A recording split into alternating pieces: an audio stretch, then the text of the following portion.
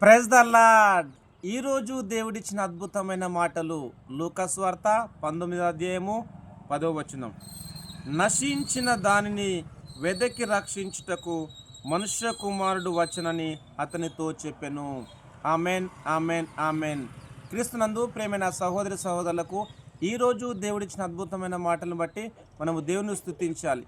ఇక్కడ దేవుని యొక్క వాక్యంలో చూసినట్లయితే నశించిన దానిని వెదకి రక్షించుటకు మనుష్య కుమారుడు లోకమునకు వచ్చనని దేవుని యొక్క వాక్యం రాయబడినది.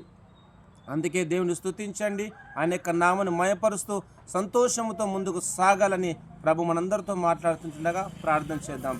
ప్రార్థన. ప్రేమగల దేవా, మీకు వందనాలు తండ్రి. మీరు ఇచ్చిన అద్భుతమైన నీ మాటలను బట్టి నేను స్తుతిస్తున్నాను.